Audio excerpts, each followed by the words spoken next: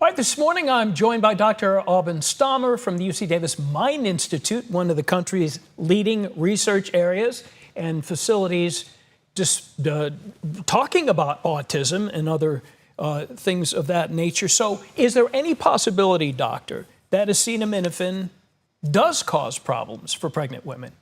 We have no scientific evidence that Tylenol taken during pregnancy causes autism.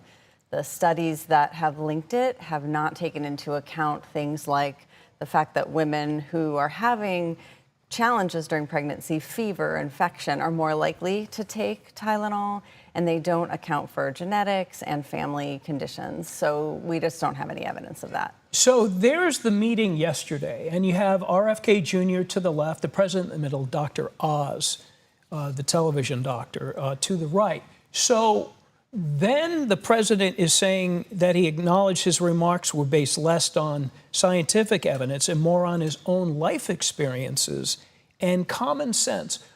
Where can we find common sense from all sides as we discuss acetaminophen today? Yeah, so that's great that he has some common sense, but also science tells us that fevers and other challenges during pregnancy actually do cause different developmental conditions and challenges for infant babies. And so common sense would say if you are a pregnant woman having illness during pregnancy, acetaminophen might be one thing that would help with that to reduce fever. So right after the press conference with the president, the FDA is responsible for putting out the missive to doctors and hospitals all over the place. And their note said that there is no evidence Tylenol does cause autism and that the FDA is an ongoing area of scientific debate, that acetaminophen is. Yeah. So really, is that the FDA actually contradicting what had just been said by the president? I mean, it sounds like it. I don't know, because I'm not part of that group, but certainly they are indicating that there isn't evidence of a link or a causal link. Mm-hmm. And so I'm hopeful that that comes out in the recommendations that they make. Now, speaking for the Mind Institute to moms who may be pregnant or you have young children, and we certainly gave infant Tylenol and stepped it with the infant ibuprofen, and you go back and forth with a fever. What can you tell them? Go ahead and keep doing it?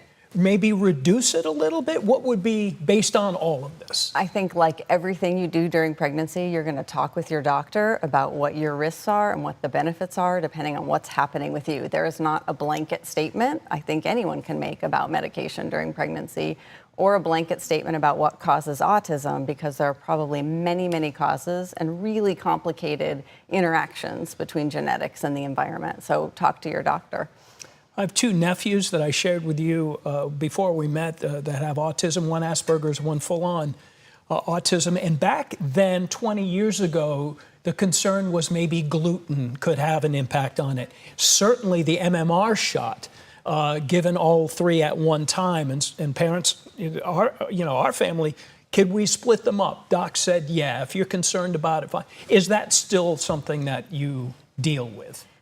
Yes, parents have concerns because of the things that are being said. Science says there is no link between vaccines and autism. It has been studied again and again and again. Mm-hmm. The studies that found a link have been really debunked and discredited. And so I think it's important to understand that vaccines are very safe.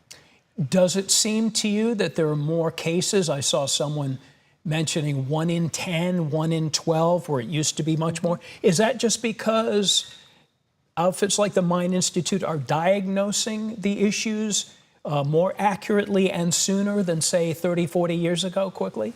Yeah, that's certainly part of it. In 2013, the diagnostic criteria really broadened, so we're seeing more individuals with a diagnosis, especially more individuals who don't have significant intellectual disability being identified. We have so much greater awareness. People are being identified from marginalized groups that weren't identified before. Okay. There are probably some kind of genetic environmental interaction that may be increasing some causes, but there's not one thing we're going to find. All right. Dr. Aubyn Stahmer, thank you so much for joining us today from the Mind Institute.